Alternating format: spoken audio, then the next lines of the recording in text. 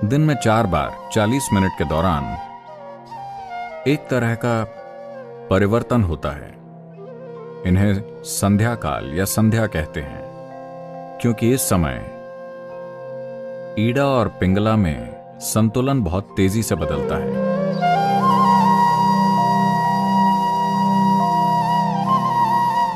योगिक परंपरा में इसे इस तरह देखते हैं, शरीर और मन जैसी कोई चीज नहीं होती। भौतिक शरीर होता है, मानसिक शरीर होता है, ऊर्जा शरीर होता है।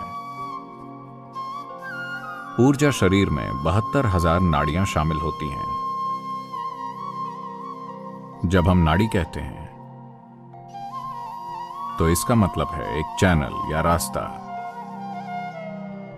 नाड़ी का मतलब कोई नस नहीं है।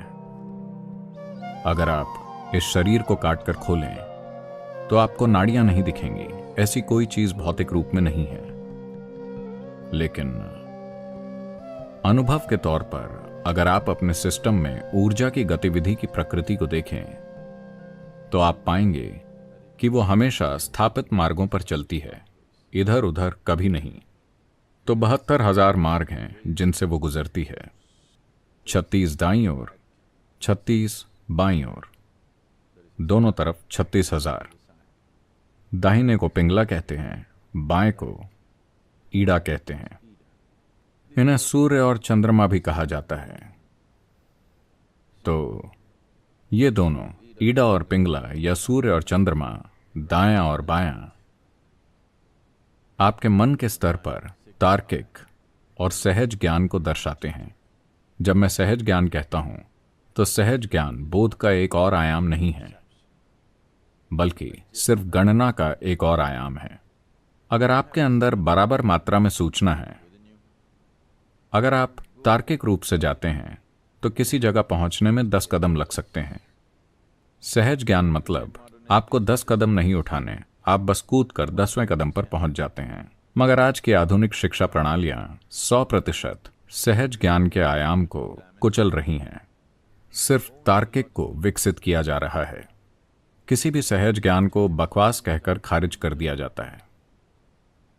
हर चीज के लिए आपको बहुत सोचना पड़ता है। जो आपकी दादी नानी यूं ही जानती थी, आज आपको वही चीज जानने के लिए अरबों डॉलर का रिसर्च करना पड़ता है। जब आपको हर चीज के लिए सोचना पड़ता है और हर चीज में कई कदम लेने होते हैं, अब जीवन तनावपूर्ण हो जाता है। अगर कोई एक स्तर से आगे सफल होना चाहता है तो कुछ चीजें हैं जिनमें आपको उन्हें फांद कर वहां तक पहुंचना होता है। वही सूचना, वही चीजें, बस आपको हर बार उतने ही कदम नहीं लेने पड़ते। ये जीवन को तनावपूर्ण बना देता है, क्योंकि ये ऐसा है जैसे आप अपनी कार 2 पहियों पर चला रहे हों। बाकी दोनों पहिए खाली और सुरक्षित हैं। मैं नहीं जानता कि कब इस्तेमाल के लिए, पर 2 पहिए जो आप इस्तेमाल कर रहे हैं उन पर भारी दबाव पड़ेगा।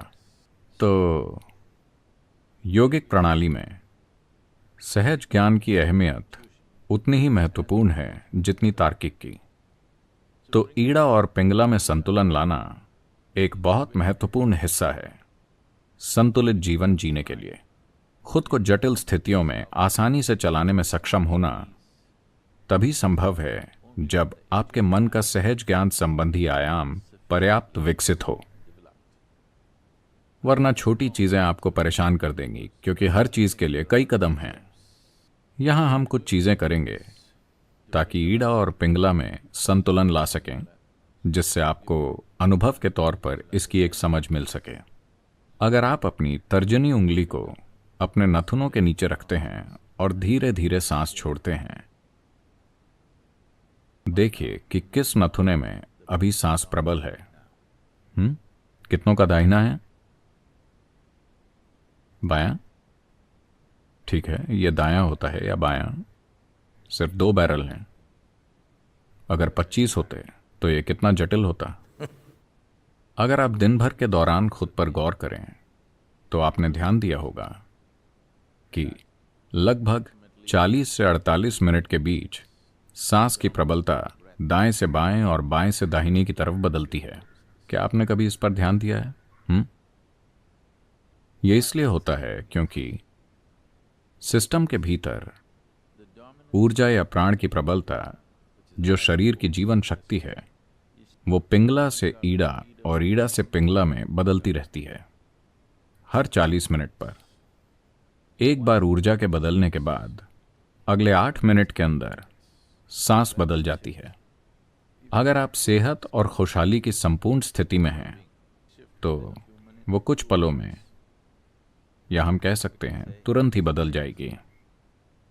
ये परिवर्तन हर 40 मिनट में होता है, पर दिन के कुछ समय के दौरान, जिन्हें ट्वाइलाइट जोन कहा जाता है, जिसका मतलब है संध्या काल, सूर्योदय से 20 मिनट पहले, सूर्योदय के 20 मिनट बाद, ओ ठीक है सदगुरु, अगर कोई दूसरा समय है तो बताइए, दोपहर से 20 मिनट पहले, दोपहर के 20 मिनट बाद, सूर्यास्त से 20 मिनट पहले, सूर्यास्त के 20 मिनट बाद, आधी रात से 20 मिनट पहले और आधी रात के 20 मिनट बाद, 40 मिनट के दौरान दिन में 4 बार एक तरह का परिवर्तन होता है।